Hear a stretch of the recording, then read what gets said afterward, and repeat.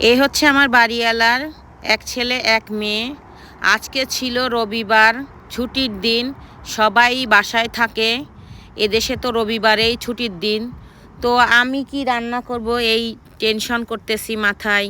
Hello everyone, আসসালামু আলাইকুম। সবাই কেমন আছেন? নিশ্চয়ই ভালো আছেন। আমি কিন্তু আপনাদের দোয়ায় খুবই ভালো আছি।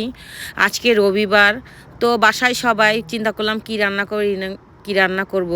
তখন একটা ইলিশ মাছ বের করলাম, করে আষ্টে ছাড়াচ্ছি। দেখুন, আপনারা কিন্তু ঠিক এভাবে করে আষ্টে ছাড়াতে পারেন চামচ দিয়ে। যারা আষ্টে ছাড়াতে কষ্ট হয় তারা কিন্তু চামচ দিয়ে এভাবে আষ্টে ছাড়াতে পারেন। তো আমিও ট্রাই করলাম। আর আমি এদেশে আসার পর থেকে আমি বটি ইউজ করতে পারি না, সবসময়ই ছুরি ইউজ করি।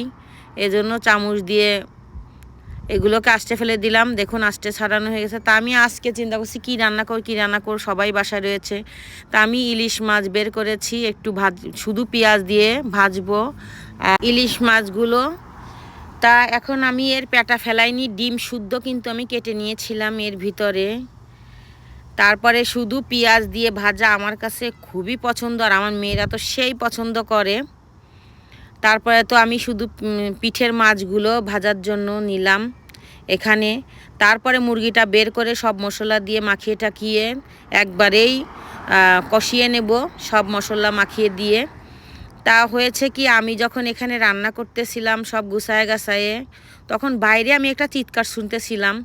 কে যেন চিৎকার করতেছে, মানে চিল্লাপাল্লা করতেছে। চিল্লাপাল্লা মানে ওরা কোনো মারামারি না, কিন্তু এমনি চিল্লাপাল্লা করতেছে। তা আমি ভাবলাম যে মাছ রেখে যাওয়া যাবে না, মাছটা একটু উল্টিয়ে দিয়ে তারপরে কিছু রান্না টান্না একটু করে শেষ করে তারপরে যাই দেখি কি হয়েছে বাইরে।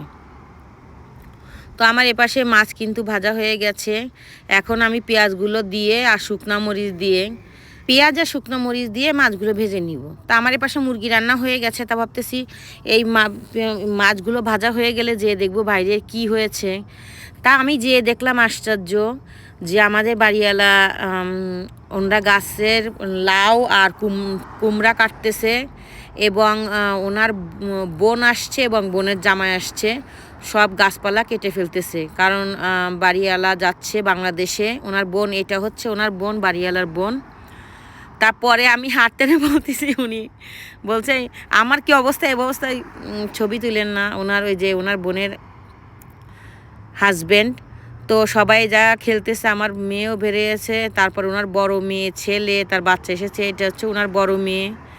তা হয়েছে কি, এখানে একটা মজার বিষয়, এত লাউ ধরেছে এই গাছে আর কুমড়া ধরেছে যে কল্পনার বাহিরে। কিন্তু বাড়িওয়ালার ওয়াইফ বাংলাদেশে যাচ্ছে 8 মাসের জন্য, ওর বাচ্চারাও যে বেছে, ওনার ছেলে, আমার মেয়ে দুষ্টমি করতেছে ওদেরকে নিয়ে। এই হলো মেয়ে, দুইজনেই। তা বললো আপু আমরা যে করতেছি, আসেন আসেন ভিডিও করেন আপনি। ওরা তো জানি আমি একটু ভিডিও করতে পছন্দ করি। তা এখন গাছ কেটে ফেলতেছে, গোড়ার থেকে কেটে ফেলতেছে, কারণ এগুলো দেখবে কে।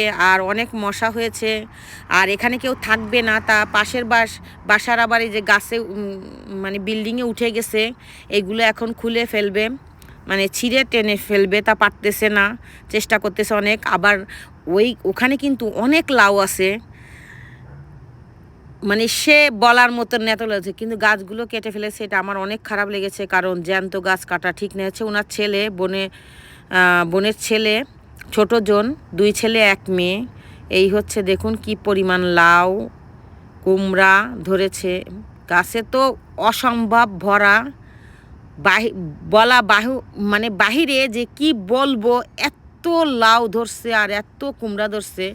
এখানে এখনও 20টার মতো কুমড়া আছে, কাটেনি, একটু ছোট ছোট রয়েছে, এগুলো কাটবে পরে। তারপর তো সব আমাকে কিছু শাক দিল, এবং লাউও দিয়েছে, কুমড়া দিয়েছে। তারপরে আমরা এখানে দাঁড়িয়ে দেখতেছি, আমার এত মায়া লাগতেছিল।